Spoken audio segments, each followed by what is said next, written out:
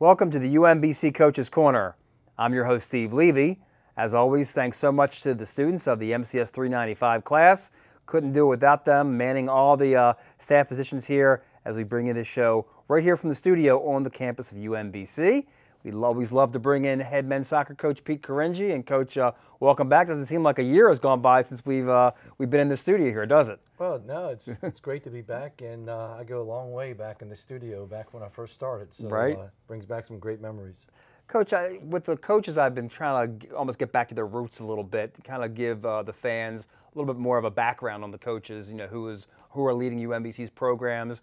I know a lot of people probably know this, but kind of give the fans a briefing on, how you kind of got introduced to the game of soccer, and kind of also, how it led up to the fact that, you decided at a very young age that coaching might be in your future. I was fortunate to grow up in a great soccer area, East Baltimore, Hollandtown.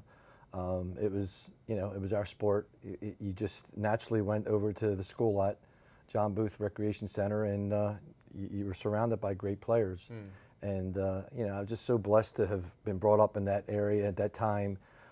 So the best players in the country were there, and and then I got involved with Our Lady of Pompeii and got involved with playing as a young player, and we've had a lot of success with the players that came out of that area.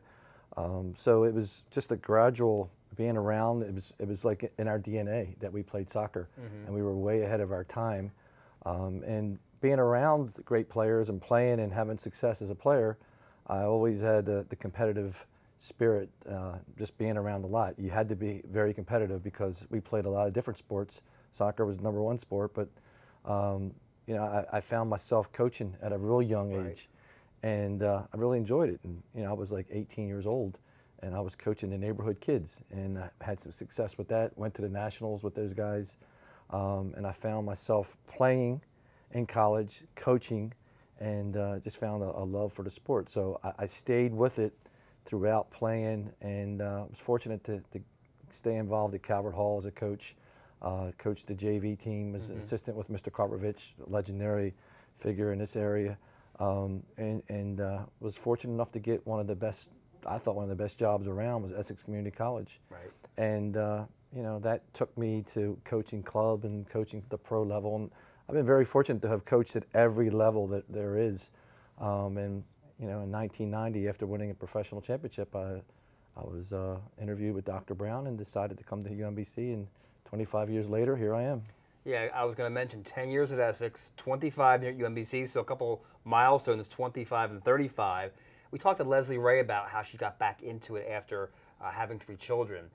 For you, I want to ask you, after 35 years, what keeps that motivation level going for you? You've accomplished almost everything someone can achieve in college coaching, but what keeps you motivated?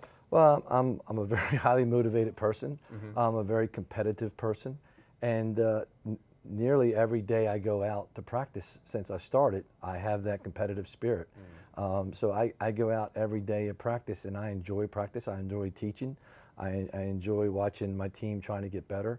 And that's just a love I have. And the day that's not there, then I won't be coaching. But, throughout the years, it's the competitive drive that fuels me.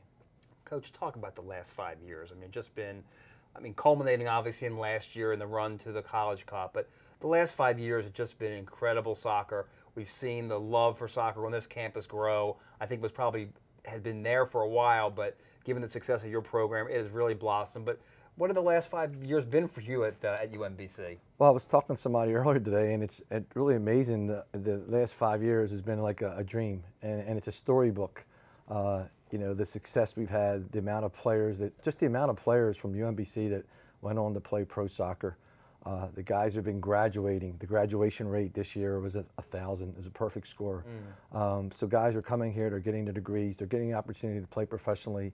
We've achieved national recognition. Not only last year's team, but Final Four the year before, where we easily could have been in the Final Four that year.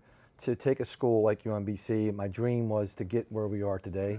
And I'm very proud of what UMBC has accomplished, and how we've done it, and having great assistants. Coach Adams has been here, Anthony Adams has been here a long time with me, Coach DeBone has been here a long time with me.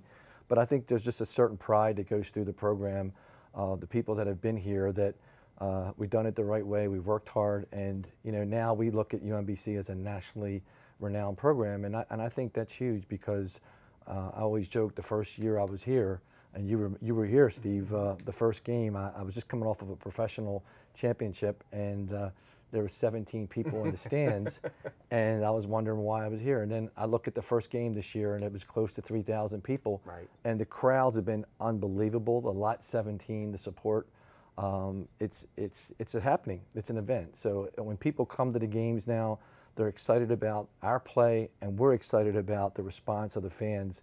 So it's a great marriage between the fans, and a great love story between the fans, the students, the alumni, and typically the Baltimore soccer community is coming out with it too. Finally, Coach, this year's team, early season rankings, it's a very young team, very much like Leslie's team. You had to replace 8 starters from a year ago. I'll ask you the same question I asked her. What do you like about this team, which is 6-2-2 right now, really doing very well for such a young team? Well, I liked how we battled and how we handled the success of the past. We're a marked team. When we go out and, there's certain teams we played this year that this has been beating us, would have made their season. Right. So you understand that. We're playing with a lot of young players. A lot of freshmen are playing. And unlike last year, that was a veteran group, we've lost 8 starters from last year's Final Four team. And like I was talking about professionally, 4 of those guys went on to play at the next level. So we've lost a lot, but we compete every day, right. Every game. And I think when you evaluate where we are today, I like that. I like the fact that the guys are battling, and they're not weary of the expectations. We have our own high expectations, but I'm sure people, even the UMBC community, are thinking in terms of matching last year's team. Each year is its own entity in itself, and we're excited about this year, and I'm happy about the group. Well, Coach, certainly congratulations on just a marvelous run, and best of luck as we go down the stretch of this season. Well, thank you, Steve. Once again, I want everybody to circle the date on their calendars, and that's Wednesday, November the 4th. I realize as we're sitting here, it's our last game of the season, but it will be senior night. The show will probably air a little bit before that, so please gear up for that. Send the seniors off well, and hopefully we have a couple of home games in the playoffs to talk about as well. You can get all that information on UMBCretrievers.com.